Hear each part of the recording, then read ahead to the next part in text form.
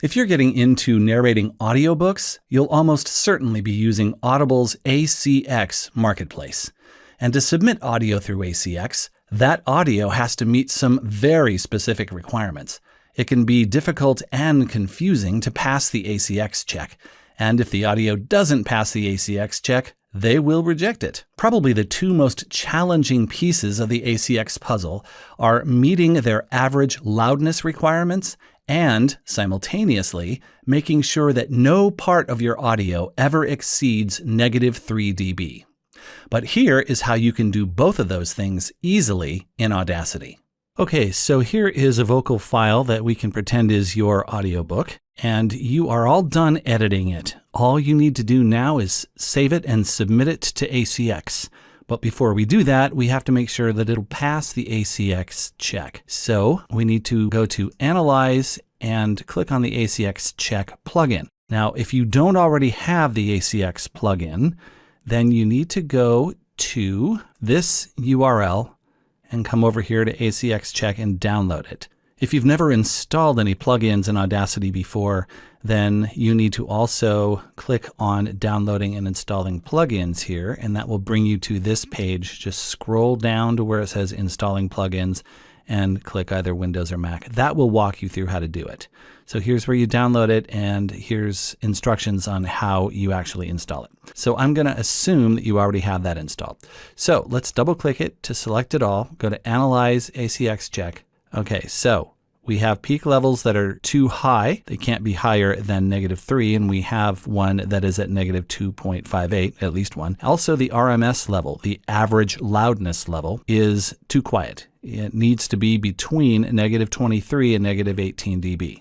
Just as a quick reminder, in digital audio, everything is in negative numbers. So -23 dB is actually quieter than -18 dB. And ACX requires that it be in that range somewhere. So since we didn't pass either of those two requirements, let's start by just getting the average loudness right.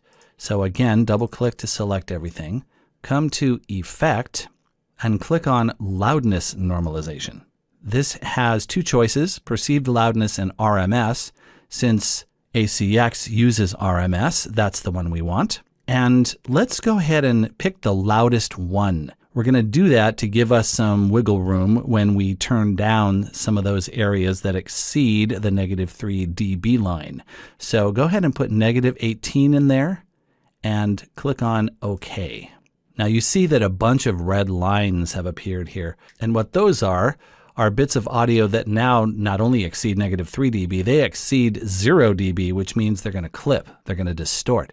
The reason why those red lines showed up is that in the View menu, I have Show Clipping turned on. A little check mark there. I recommend you do the same. Now we could correct those individually one at a time, but that just takes way too long. So what we need to do is kill two birds with one stone. So double click everything again, and this time we're going to use an effect called the limiter. So that's all the way down here, limiter.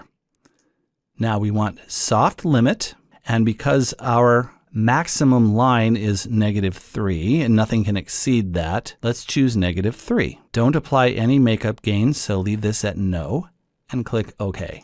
So now all the little red lines are gone, and the loudest part of our audio will be -3 dB. Nothing will exceed it. So now let's run the ACX check again. Double click it to select it all. Analyze, ACX check. Peak level passes because we just did the limiter. RMS level passes. See, we set it to -18, and when we reduced those peaks, we had to turn some of it down. So it got less loud, but by only about 0.6 dB. So that passes too. We did just two things. Effect, Loudness Normalization, and we set that to RMS and -18. And then we went to Effect, went all the way down there and clicked the limiter, and we set that to -3. And hey presto, we have passed the ACX check.